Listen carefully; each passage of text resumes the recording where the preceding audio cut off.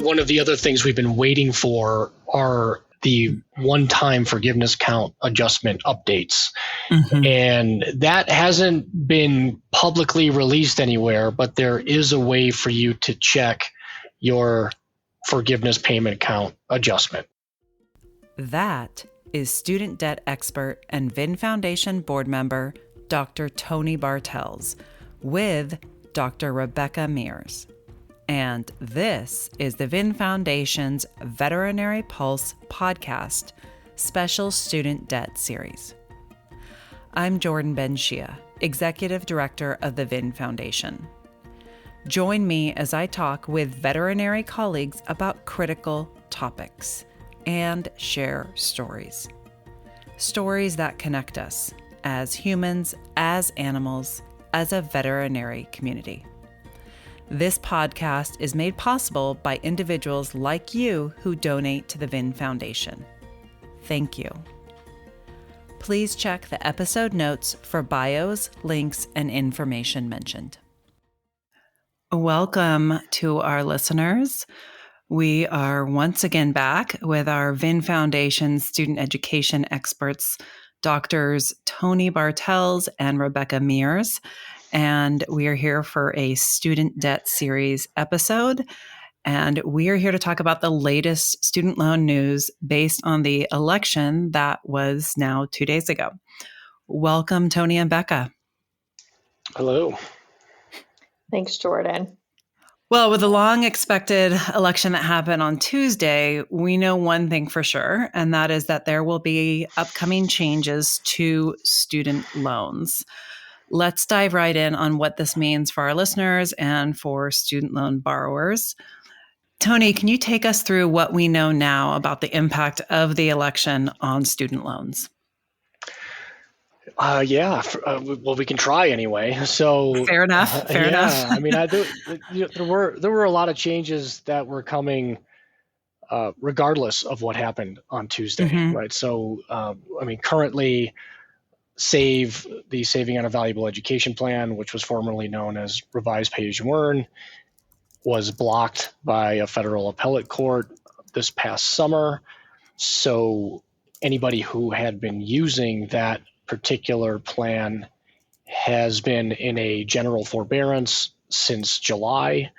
And we learned last week that the Department of Education expected that forbearance to last for at least another 6 months. Okay.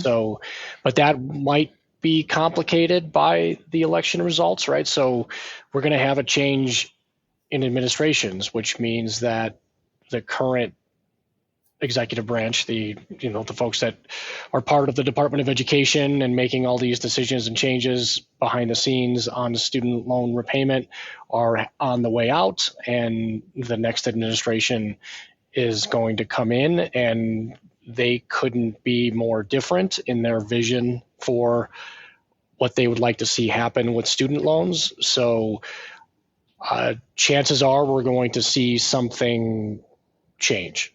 Right. Mm-hmm. And that's before we learn, or maybe after, depending on the timing, the outcome of the litigation that has SAVE all tied up, as well as potentially the forgiveness plans that were created in the same way that SAVE were created. And that includes ICR, which is the income contingent repayment plan, the original income-driven option that was created way back in 1994, pay-as-you-earn, revised pay-as-you-earn, and SAVE all were kind of created using the same authority at the time. And that's been questioned by this recent court case. So it really depends on how the court comes down and how expansive the ruling is in terms of which options are remaining from a forgiveness standpoint.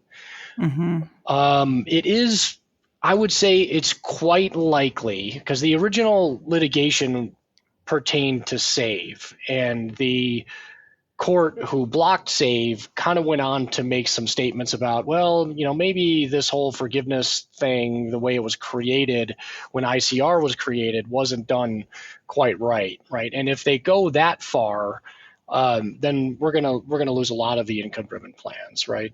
We still will have the income-based repayment plan. So there's two versions of those. Those were created in a different manner, and we're much more explicit about what should happen with loans, including forgiveness. So there's always something to fall back on. But those newer plans, the ones that were all created around in the same manner as ICR, pay-as-you-earn, revised pay-as-you-earn, save, those tend to be the more beneficial of the income-driven repayment options. So we may see, some or all of those go away, or some, who knows, some weird version in between.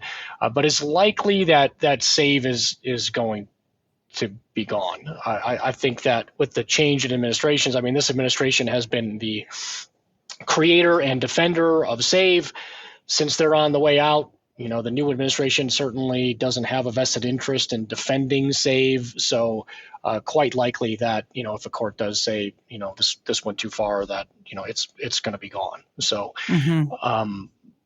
but that has also created quite a cloud in terms of being able to apply for plans or to provide updated income information if you have an income recertification that's due for an existing plan. So the whole system has really, the whole student loan repayment system has kind of ground to a halt. So it's been very difficult for anybody to, switch plans, apply for a plan, do their income-driven repayment certification. And that has had profound effects for those people who were trying to get into SAVE when it was first released in October of 2023.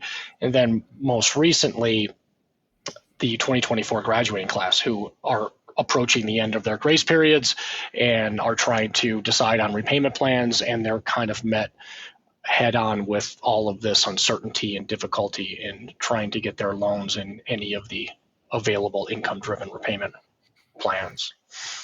Okay, so a lot of things that we don't know. Correct. This is the definition of uncertainty. So, right. And it drives people crazy, right? When they, if you follow any kind of economic news, actually the election is a perfect example, right? The markets hate uncertainty.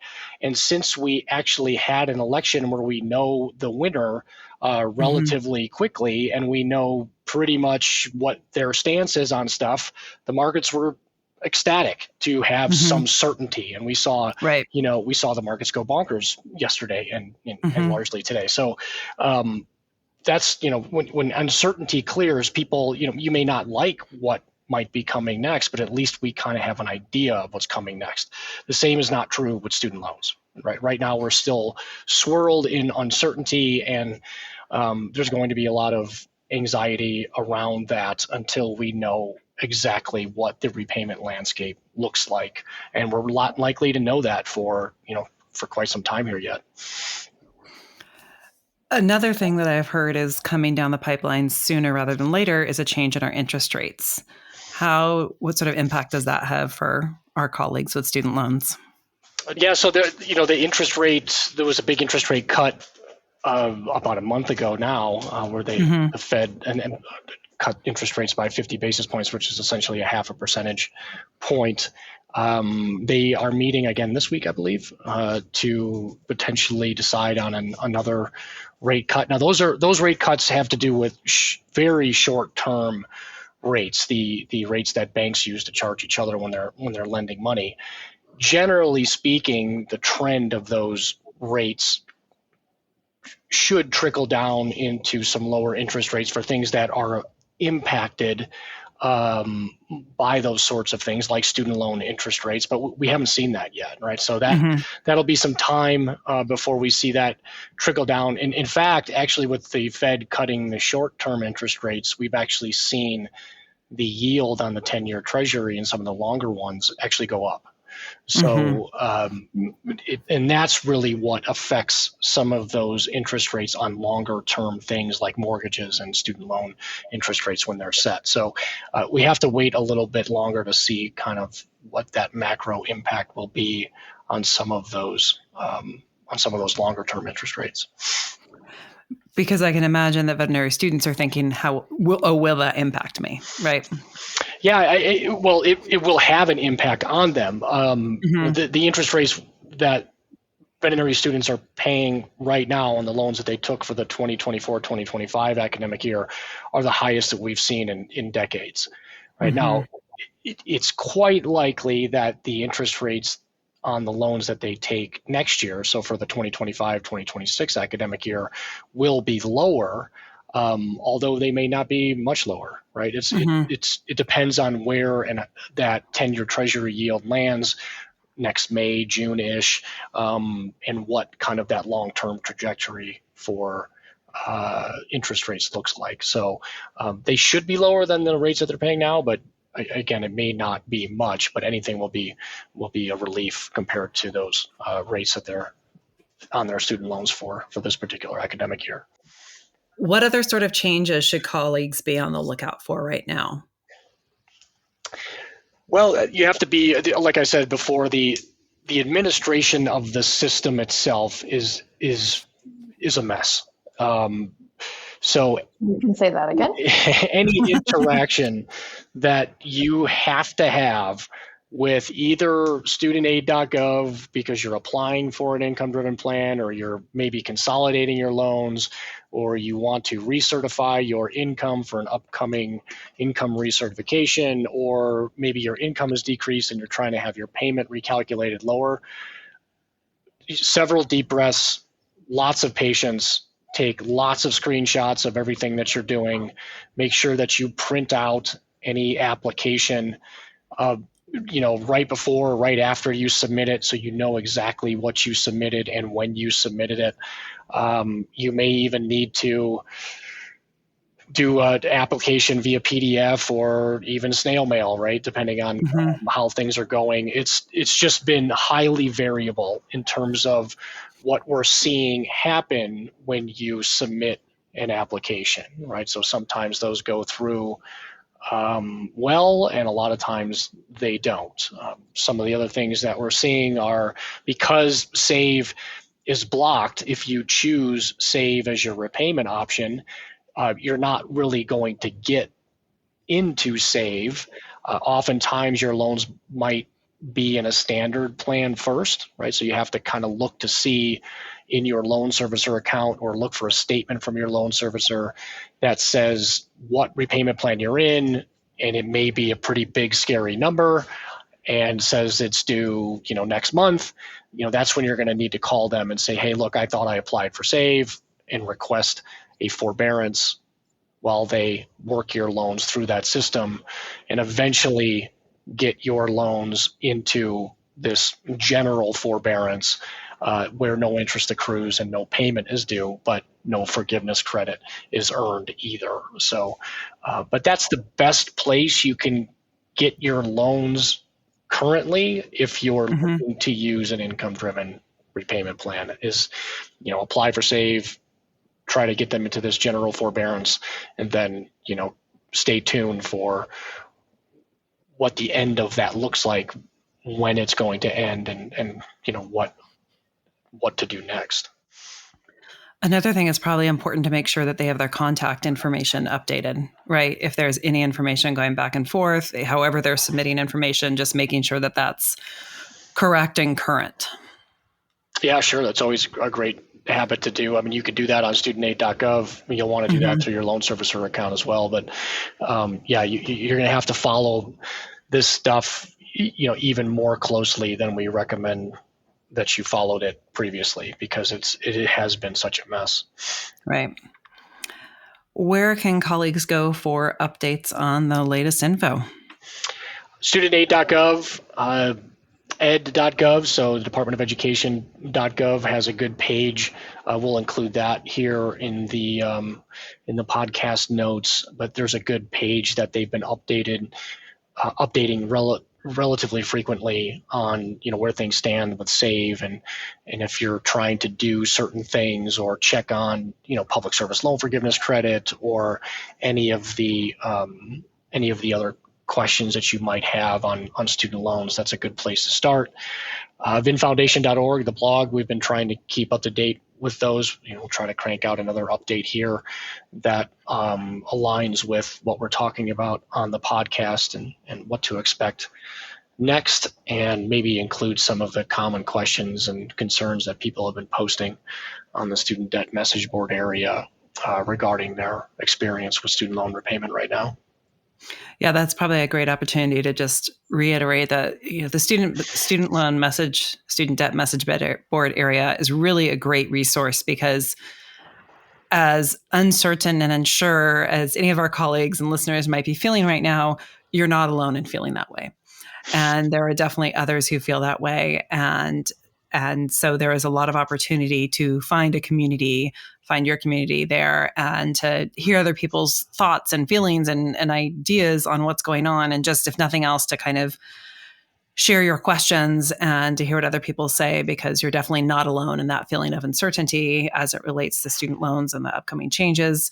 So really encourage everybody. The student debt message boards, it's all free. It's all available. You do not need a VIN membership. You can get access through a special VIN Foundation membership, which is always available and here to help.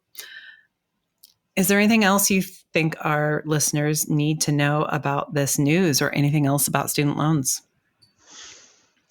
I would also, one of the other things we've been waiting for are the one-time forgiveness count adjustment updates. Mm-hmm. And that hasn't been publicly released anywhere, but there is a way for you to check your forgiveness payment count adjustment. It's a little hacky, it's a little weird, it's going to look really funny. But there is an API available that will show you what the Department of Education currently has in their database for your qualifying number of forgiveness payments. So we'll put also the steps that you need to follow to access that information in the podcast notes here too. It's a little bit difficult to spell out verbally, but if you would like some assistance understanding that, or looking and making sense of that payment count adjustment data, we've had a lot of VINers and veterinarians recently posting that information on the student debt message board area, and Becca and I can kind of look through that and give you an idea of what it's telling you. Yeah, really encourage you to take advantage of the resources with our student debt education team. We're really here to help. Thank you guys for being here and being willing to answer questions and give information. And we will keep coming back and doing these podcasts and blog posts as relevant and helpful as they can be, and keeping all of you updated on the latest information. Thanks, you guys. Thanks for being here. Thank you, Jordan. Thanks, Jordan. Thanks, Tony, so much for sharing all of that information. Thank you for joining us for this episode of the Veterinary Pulse. Please check the episode notes for additional information referenced in the podcast. If you enjoyed this podcast, please follow, subscribe, and share a review. We welcome feedback and hope you will tune in again. You can find out more about the VIN Foundation through our website, vinfoundation.org, and our social media channels. Thank you for being here. Be well.